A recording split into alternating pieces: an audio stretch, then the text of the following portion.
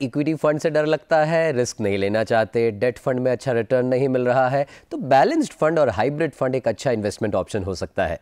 जब इन्वेस्टमेंट की बात करते हैं, इकोनॉमिक डेवलपमेंट की बात करते हैं, तो इन्वेस्टमेंट की शुरुआत होती है सेविंग्स से, क्रिएशन ऑफ सेविंग्स, दूसरी स्टेप होती है मोबिलाइजेशन ऑफ सेविंग्स और तीसरा होता है कैपिटल फॉर्मेशन। जब आप कैपिटल फॉर्मेशन या इन्वेस्टमेंट की बात करते हैं, बिजनेस अपॉर्चुनिटीज़ की बात करते हैं, तो इन दिनों डिजिटल कॉमर्स और ई कॉमर्स की बात तो होनी ही चाहिए। और भारत सरकार का अपना डिजिटल कॉमर्स, अपना नेटवर्क ONDC की बात करने के लिए आज हमारे साथ स्टूडियो में विशेष मेहमान मौजूद हैं। आइए मिलकर स्वागत करते हैं मिस टीना गुरनानी का, who is lead public relations from ONDC। बहुत स्वागत है टीना जी आपका DD मॉर्निंग शो में। गुड मॉर्निंग, मुझे आमंत्रित करने के लिए बहुत बहुत धन्यवाद जी। बातचीत की शुरुआत करते हैं। हाँ जी। ONDC क्या है और कैसे काम करता है ये open network for digital commerce? हाँ जी, तो जैसा कि नाम में ही है, open network for digital commerce, ये सरकार द्वारा एक समर्थित पहल है। इनफैक्ट ये विश्व की पहली ऐसी एक किस्म की पहल है जिसके द्वारा कोई भी विक्रेता, कोई भी ग्राहक देश में कहीं भी हो, एक दूसरे से जुड़ सकते हैं। तो देखिए, ऐसा है जैसे आजकल आप देखें, यदि आपको एक ग्राहक को और एक विक्रेता को आपस में लेन देन करना है तो उनको एक ही ऐप पे होना मौजूद होना बहुत ज़रूरी है ना। ONDC से ये बदलाव एक आएगा कि आप सबको एक ऐप पर होने की ज़रूरत नहीं है। आप किसी एक ऐप पे हो सकते हैं ग्राहक बन के, विक्रेता किसी और ऐप पे हो सकते हैं और वो आपस में लेन देन कर सकते हैं। तो ये एक बहुत बड़ा बदलाव है। ONDC ई कॉमर्स की दुनिया में एक बहुत बड़ी क्रांति है। और मैम, ये बायर्स और सेलर्स को जैसे आपने बताया कि कनेक्शन का काम करता है, तो क्या इस नेटवर्क पर हम किसी भी बिजनेस को इंट्रोड्यूस कर सकते हैं? जी, चाहे कोई भी बिजनेस हो, कोई भी सर्विस हो, वो ONDC के माध्यम से जुड़ सकते हैं। जी। और सेलर्स को किस प्रकार से मदद कर रहा है ONDC?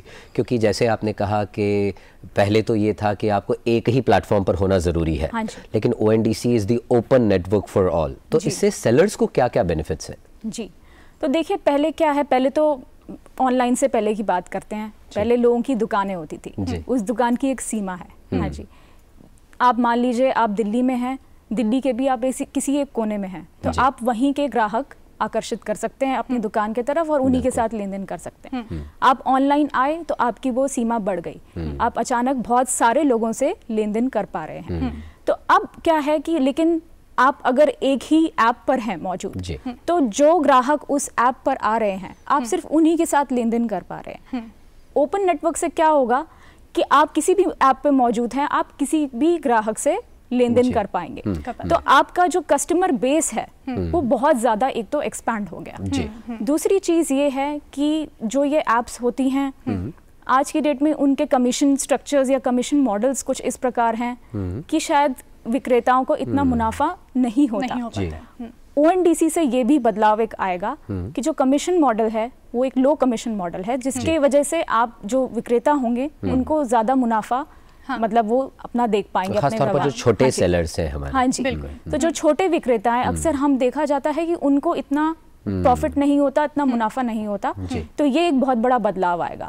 और भी इसके कई सारे जिसे कहते हैं लाभ हैं, बेनिफिट्स हैं। अगर आप जानना चाहें तो मैं आपको और भी बता सकती हूँ। बिल्कुल जानेंगे आपसे टीना जी। आपने बताया कि सेलर्स को बेनिफिट तो ऑब्वियसली हमने आपसे जाना हुआ ही है।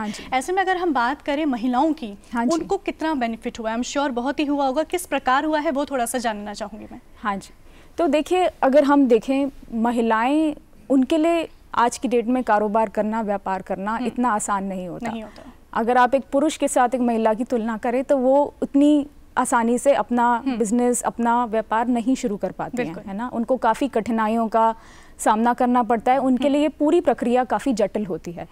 तो ONDC के माध्यम से हम उनके लिए ये प्रक्रिया काफ़ी सरल बनाने की कोशिश कर रहे हैं। तो जैसे आप देखते हैं, महिलाएं अक्सर, क्योंकि उनको समझ में नहीं आ पा रहा कि कैसे, अगर आप एक छोटे से गांव की एक महिला हैं, आपकी रुचि जो है वो सिर्फ एक, मान लीजिए, अचार बनाने में है, ठीक है, या आपकी कला सिर्फ एक अचार बनाना है, आपको नहीं समझ में आ रहा कि कैसे मैं अपना बिजनेस ऑनलाइन ले जाऊं या क्या करूं।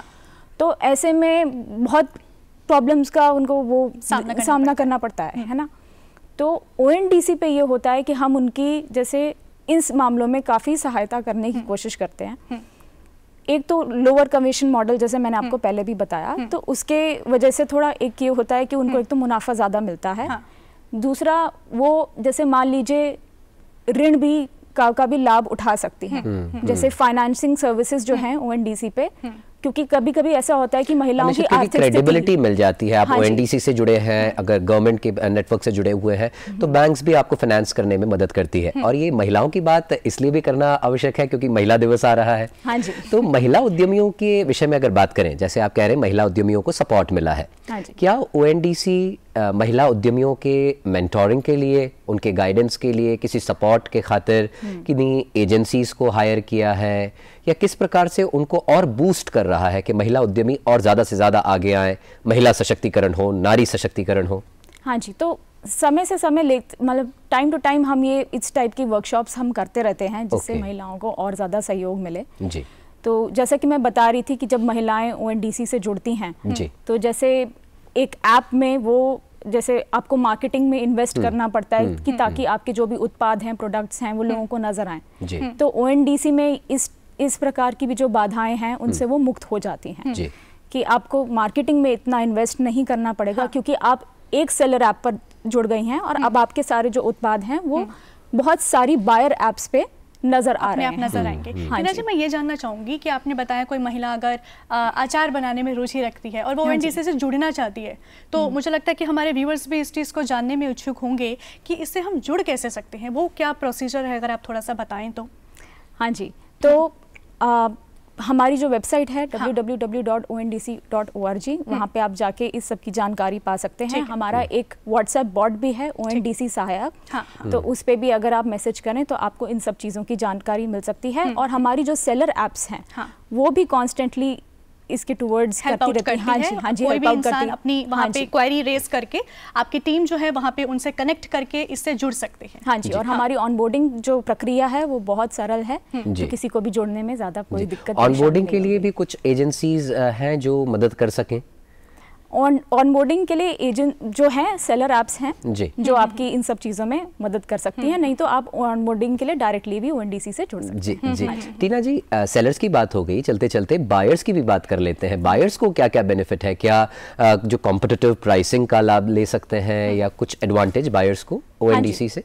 तो जैसा कि मैंने बताया, अगर आप एक विक्रेता हैं, लोअर कमीशन मॉडल की वजह से जो है, जो आपके जो उत्पाद होंगे, प्रोडक्ट्स होंगे, वो कम दाम में बायर्स को मिल सकते हैं। तो सबसे पहला बेनिफिट आपका ये हो गया कि जो बायर्स हैं उनको कंपैरेटिवली लोअर प्राइसेस पे वो सेम प्रोडक्ट्स मिल सकते हैं। दूसरी चीज़ ये है, मान लीजिए आप एक बायर हैं, आप आज की डेट में अपनी अलग अलग ज़रूरतों के लिए आप अलग अलग ऐप्स पर जाते हैं, तो ओएनडीसी के माध्यम से एक ये बदलाव आएगा कि आप एक ही ऐप पर मौजूद होकर अपने अन्य कार्य कर पाएंगे जी। ओके। और सारे प्राइसिंग डिफरेंस भी हम वहाँ पे एक ही नेटवर्क पर देख सकते हैं जी। तो एक भारत श्रेष्ठ भारत की बात करते हैं तो एक ही नेटवर्क है। देश बदल रहा है, विकसित भारत की संकल्पना बहुत जल्दी यथार्थ में परिवर्तित होगी। टीना जी, आप कार्यक्रम में जुड़ी, ओएनडीसी से जुड़े सवालों के आपने जवाब दिए, आपका बहुत बहुत आभार, धन्यवाद। धन्यवाद।